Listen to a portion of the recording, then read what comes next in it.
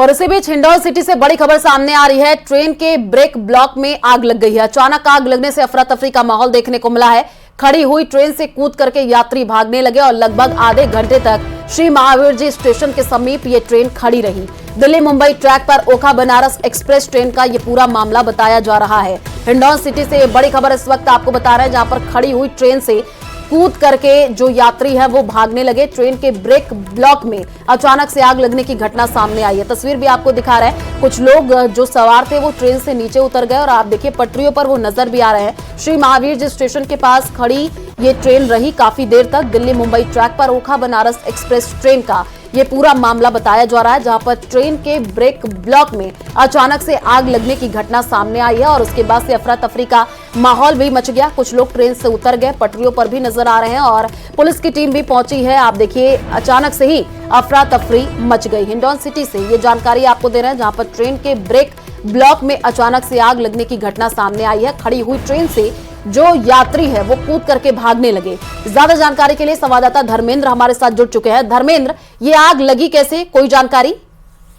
देखिए, बताना चाहूंगा, चलती हुई ट्रेन में अचानक से ब्रेक चिपक गई, जिसके बाद से चिंगारियां निकलने लगी और धुआं निकल गया। धुआं निकलती देखकर लोगों ने ट्रेन ड्राइवर को सूचना दी। इसके बाद ट्रेन को रोका गया और ट्रेन जैसे ही वहां मौके पर रुकी तो धुआं उठती देखकर कुछ लोग अफरा तफरी मच गई और जो यात्री थे वो ट्रेन के डिब्बों से उतरकर भागने लगे। मौके पर जो रेलवे के कर्मचारी हैं वो पुलिस मौके पर पहुंची और बाद में रेल के जो ब्रेक थे उन्हें हटाकर सुधारा गया और उसके बाद ट्रेन को रवाना किया गया। इस दौरान लगभग आधे घंटे से अधिक समय तक ट्रेन वहां खड़ी रही, जिसके चलते अफरा तफरी का माहौल रहा। बाद में जब ट्रेन वहां से रवाना हुई तो रेल कर्मी और जो यात्री हैं उन्होंने रात की सांस ली। बिल्कुल, और तस्वीरें भी हम दिखा रहे हैं कैसे जो यात्री हैं वो ट्रेन से नीचे उतर गए। अफरा तफरी का माहौल देखने को मिला है। शुक्रिया धर्मेंद्र तमाम जानकारी साझा करने के लिए। और इसी बीच दौसा से बड़ी खबर सामने आ रही है। मेहंदीपुर बालाजी मोड़ पर अफरा तफरी मची है। आपको बता दें कि रॉन्ग साइड जा रही बस के कारण ट्रेलर अनियंत्रित हुआ है। अनियंत्रित होकर के ट्रेलर सर्विस रोड पर स्थित दुकानों में जाकर के घुस गया। हालांकि ट्रेलर चालक ने सूझबूझ दिखाते हुए इमरजेंसी ब्रेक लगा दिए। मेहंदीपुर बालाजी थाना पुलिस मौके पर पहुंची है। तो बड़ी खबर दौसा के मेहंदीपुर बालाजी से आपको दे रहे हैं, जहां पर ट्रेलर चालक की सूझबूझ से बड़ा हादसा होते होते टल गया है। मेहंदीपुर बालाजी मोड़ पर अफरा तफरी का माहौल देखने को मिला है और तस्वीर भी सामने आई है, जो कि आपको टीवी स्क्रीन पर दिखा रहे हैं।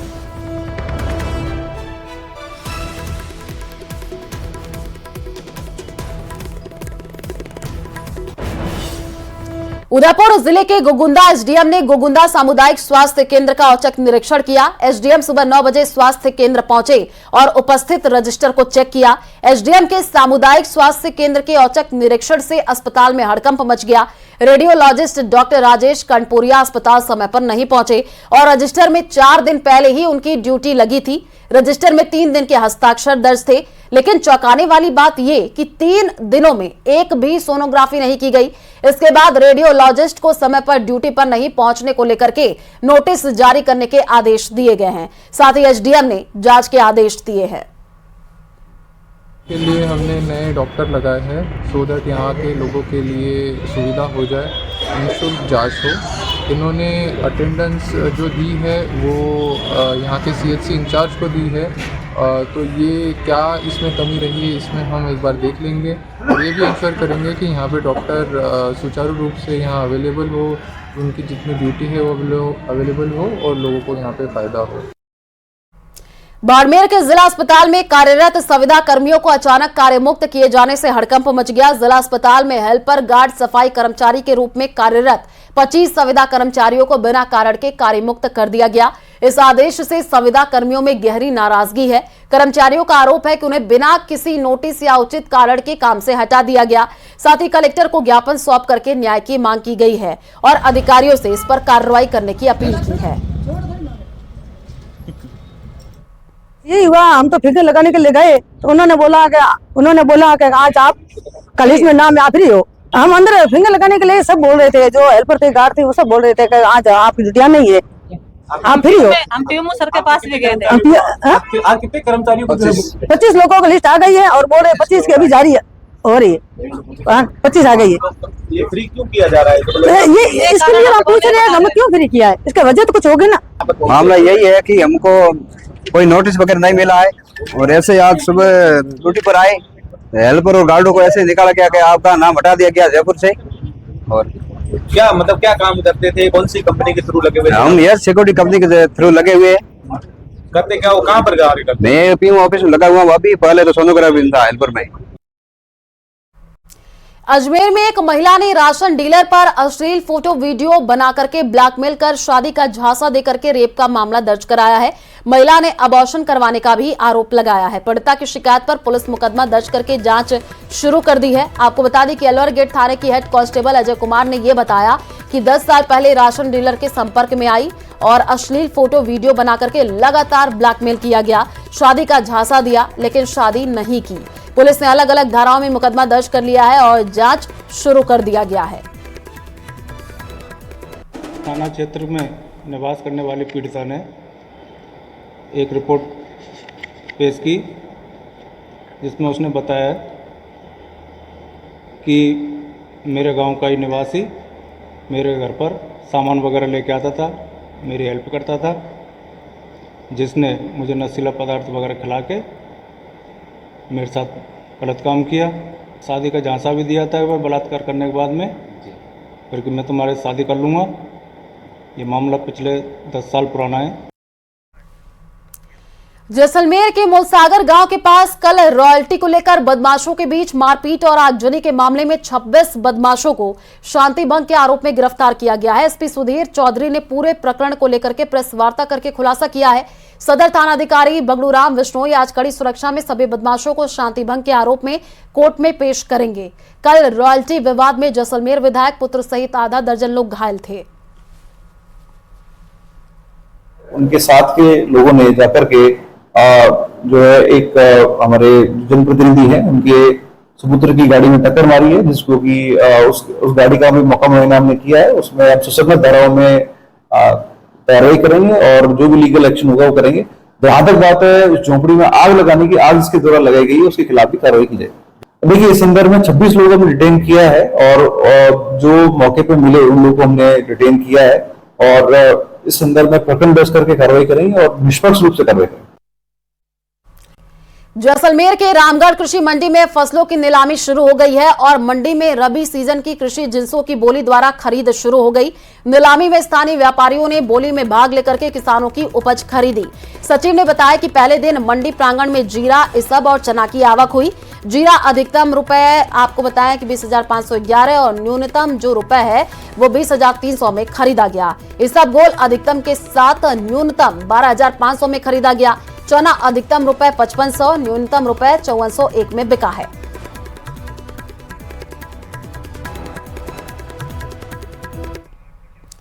कोटा के नांता इलाके के करणी माता मंदिर परिसर के पार्क में खुला बोरवेल मौत को दावत दे रहा है। मुख्य गेट पर स्थित पार्क में करीब 400 फीट गहराई का यह खुला बोरवेल हर वक्त हादसे को न्योता दे रहा है और इस बोरवेल के आसपास कई मासूम बच्चे खेलते रहते हैं।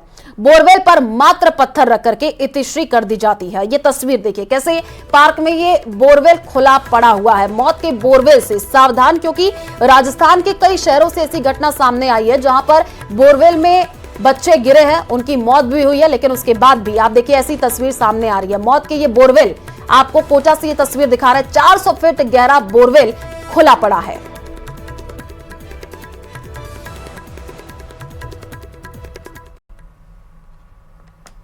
उसके बाद से प्रशासन ने इसमें मोटर नहीं डाली और मैंने इसके ऊपर ढक्कन भी लगा दिए थे। बाकी बच्चे जो आते हैं पब्लिक के, उन्होंने इसको ढक्कन को उठा के एक तरफ फेंक दिया।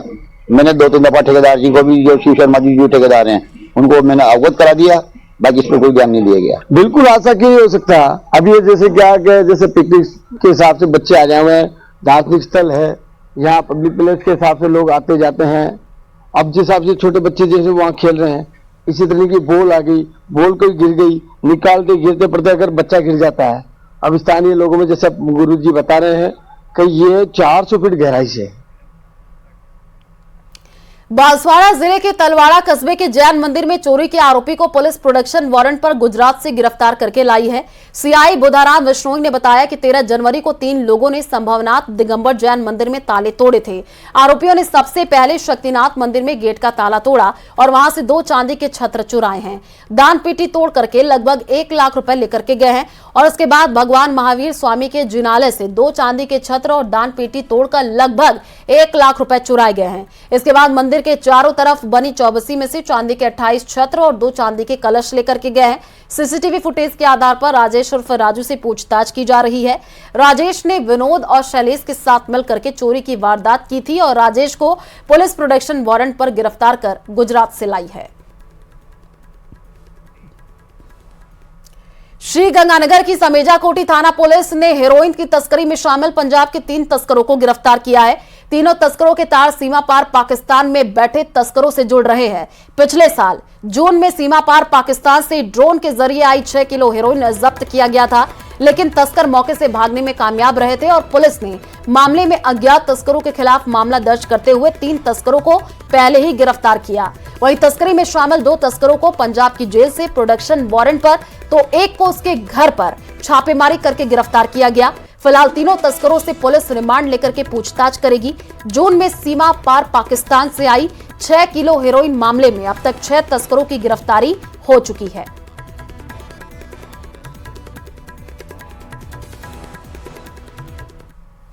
और ये कहानी एक ऐसे युवक की है जो जन्म से न सुन सकता है और न ही बोल सकता है।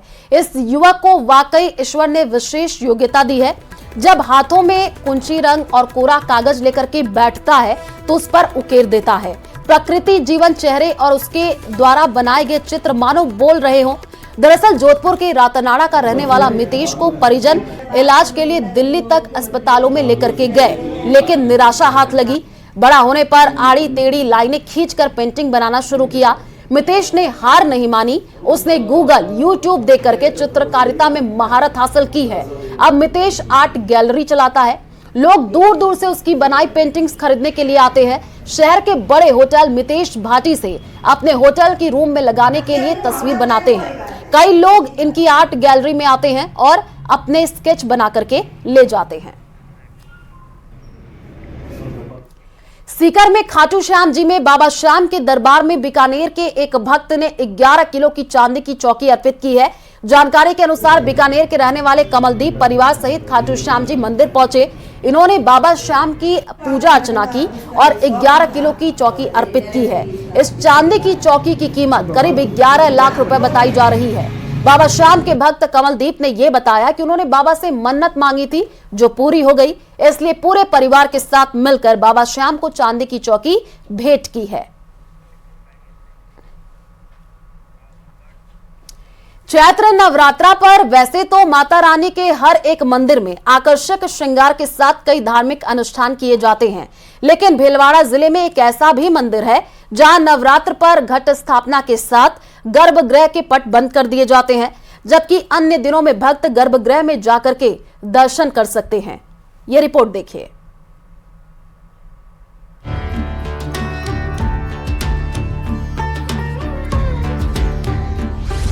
घाटा रानी माता के मंदिर में भक्तों की अपार श्रद्धा। नवरात्र में दूर दूर से दर्शन के लिए आते हैं श्रद्धालु। नवरात्रि के दौरान बंद हो जाते हैं गर्भगृह के कपाट।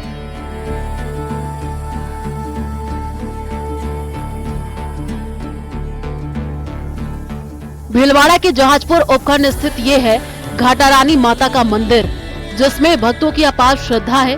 मंदिर पहाड़ पर बना होने के चलते माता को घाटा रानी के नाम से जाना जाता है।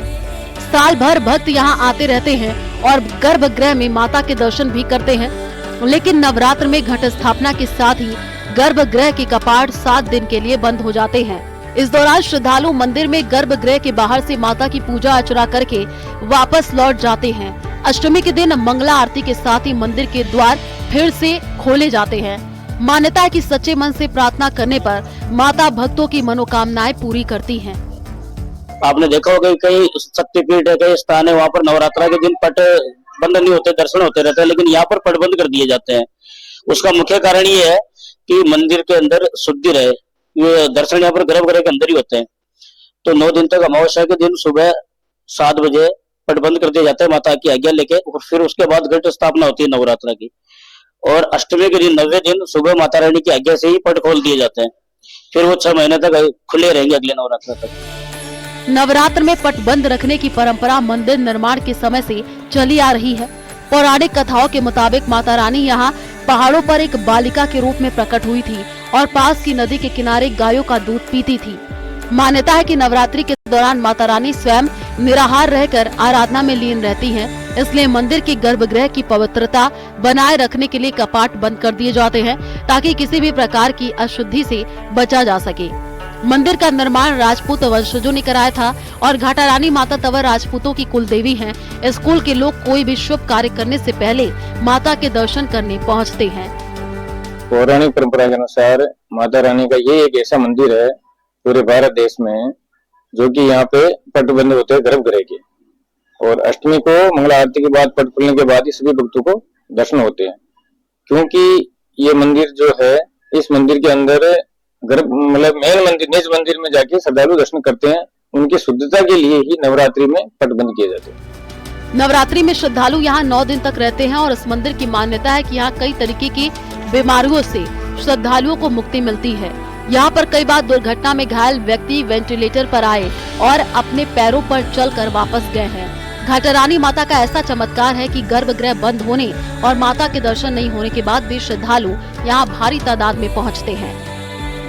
एकमात्र राजस्थान में ऐसा मंदिर है जो कि नवरात्रा में 7 दिन बंद रहता है। पहले दिन पट लगा दिए जाते हैं नवरात्रा के, और अष्टमी में पूजा अर्चना करके अष्टमी के दिन ये पट खोले जाते हैं और भक्त माता रानी के अनोखे दर्शन करते हैं और दिव्य दर्शन करते हैं।